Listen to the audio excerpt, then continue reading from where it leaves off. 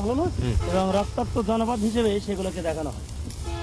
আর শুনুন উনি যে মানে আপনার সব ঘনিষ্ঠ হ্যাঁ, ঘনিষ্ঠ মানে কি আমরা চাচা ভাতিজা খুড়া আর শুনুন ভগ্নিপতি। আমার সবাই একই রকম, শুধুমাত্র আমরা এখানে কেন আপনাকে তো অনেক খুঁজে বের করলাম আমরা। তো আসলে আপনি এই এলাকায় কি করছেন? আমি এই এলাকায় দীর্ঘদিন ধরে যারা আত্মস্বজন হারা আহাজারি মানুষ মা বোন ধর্ষিত হচ্ছে তাদের শোকার্ত মানুষের মুখে হাসি ফোটানোর জন্য, যারা খুনের রাজনীতি করে, খুনলে হোলি খেলে, তাদেরকে আর খুন নয়, এখন নিরীহ মানুষদের মুখে সচেতন করে তাদেরকে খুনের প্রতিশোধ হিসেবে প্রতিরোধ করার জন্য সোশ্যাল অর্গানাইজেশন, সোশ্যাল মোটিভেশন হিসেবে কাজ করছি জাগ্রত জনতা নাম দিয়ে। কিন্তু পত্রিকা তো বলা হচ্ছে যে এটা জাগ্রত মুসলিম জনতা, এটা একটা মৌলবাদী সংগঠন, যেটা বিদেশিদের কাছে জানানো হয়েছে।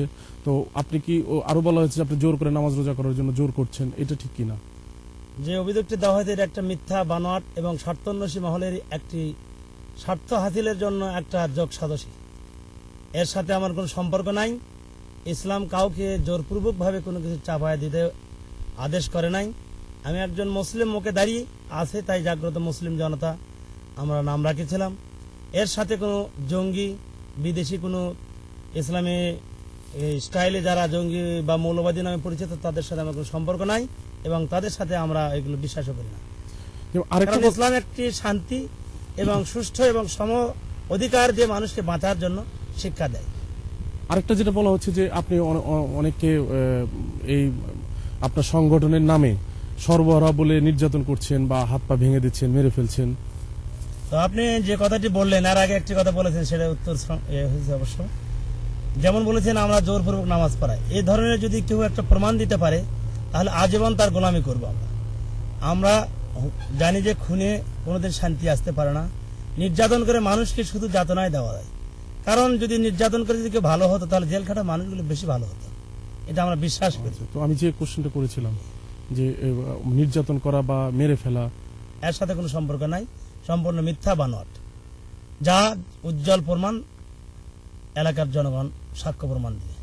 আপনাদেরকে অনুরোধ করব, এলাকায় যান, সত্যতা যাচাই করুন, যা ন্যায়ের ভিত্তিতে যে সাদা হয় মাথা বেঁধে নিতে রাজি আছি ইনশাল্লাহ। তো আপনাকে যদি এই মুহূর্তে পুলিশ যদি অ্যারেস্ট করতে চায়, গ্রেপ্তার করতে চায়, পত্রিকা যেটা বলা হচ্ছে, সেই ক্ষেত্রে আপনি কি বলবেন? আমি যেহেতু আইনের ধারায় পুলিশ আইন শৃঙ্খলা নিয়ে যে তাদের গ্রেপ্তার করলে গ্রেপ্তার হব। আমি যদি নির্দোষী হই এবং নির্দোষী বলে আমি দাবিদার, আমাকে গ্রেপ্তার করলে আমি আইনের মাধ্যমে দ্রুত চলে আসবো ইনশাল্লাহ। দলীয় কোনো সমর্থন পাচ্ছেন? সরকার দলের কোনো মন্ত্রী, এমপি বা কাদের সহযোগিতা? আমি কোনো রাজনীতি বা কোনো দলীয় পেটুয়া বা চামচা না। আমি সাধারণ মানুষদের মুখে হাসি ফোটানোর জন্য আমার দীর্ঘদিনের শোক, এই শোককে ভস্মীভূত করার জন্য আমি লক্ষ্যে নেমেছি। আমি কোনো দলের, কোনো ব্যক্তির, কোনো রাজনৈতিক কোনো অঙ্গ সংগঠনের চামচা বা তোষামোদী নই। কিন্তু এই এলাকা আমি নই, আমরা নই। কিন্তু এই এলাকায় এসে যে আপনি মানে হঠাৎ করে এসে আমার কাছে মনে হলো যে মানুষকে জাগিয়েছেন, এটা সত্যি যে অনেক মানুষ এখন পাহারা দিচ্ছে, সর্বহারাদের বিরুদ্ধে কথা বলছে, কিন্তু এখন আপনি প্রয়োজনটা কেন অনুভব করলেন? এই প্রয়োজনটা আমরা দীর্ঘদিন থেকে অনুভব করেছি, কিন্তু বৃষ্টি হওয়ার আগে মেঘ করে, ঠান্ডা বাতাস বয়, তারপর বৃষ্টি হয়। অনুরূপভাবে দীর্ঘদিন ধরে আমরা প্ল্যান নিয়েছিলাম, প্ল্যান মাফিক আমরা কাজ করেছি। সে কাজের ফসল হিসেবে এখন আমরা উপযোগী মনে করেছি, তাই জনগণ সচেতন হয়েছে, আত্মপ্রকাশ করেছে। তো আপনি যেটা বলছেন যে আপনারা কোনো মৌলবাদী কোনো সংগঠন না এবং যারা কেবলমাত্র সন্ত্রাসের সাথে জড়িত, খুন হত্যা করছে তাদেরকে ধরছেন, তো এখন তাহলে আপনার বিরুদ্ধে এই অভিযোগগুলো কে করছে বলে আপনি মনে করেন যে আপনি খুন? দীর্ঘদিন ধরে যারা এসব এলাকায় নিরীহ মানুষদের আত্মহনন করেছে, মা বোনদের ইজ্জত লুণ্ঠন করে, তাদের কায়িক শ্রমের যে অর্থ অর্জিত হয়েছে এগুলোকে তারা লুটতরাজ করেছে, তারাই এখন এই জাগ্রত জনতার কারণে, জাগ্রত মুসলিম জনতার আহ্বানের কারণে তারা আজকে তাদের যোগ নামে যে কিটটা তারা লাভ করেছিল, এটা না করার কারণেই তারা এগুলো করছে। সেগুলি কে? সেগুলি এখানে সর্বহারা রয়েছে ফজল হোসেন বাদশা ওয়ার্কার্স পার্টির নামে ওইসব এলাকায় কৃষক ক্ষেত মজুর নামে সমিতি গঠন করে নিরীহ মানুষদেরকে তাদেরকে সমভাবে ভাগ করে জোরপূর্বক জমি দখল করে নিয়ে এই প্রলোভন দেখে তাদেরকে এগুলো করাচ্ছে। মানে তারা যেরকম করেছে কোনো প্রমাণ আছে আমাদের কাছে? শত শত প্রমাণ। দাড়িগাতিতে প্রায় 60 বিঘা জমি আছে, যাত্রাগাছিতে 5 বিঘা পুকুর আছে। গোটা বাগমারা যদি আপনার মনে হয় সরজমিনে ল্যান্ড জরিপ করেন, আমার বিশ্বাস কয়েকশো একর জমি এরকম করে জোরপূর্বক তারা ন্যায়সঙ্গত অধিকার থেকে বঞ্চিত করে তারা কুক্ষিগত করেছে মাত্র গুটি কয়েক মানুষ।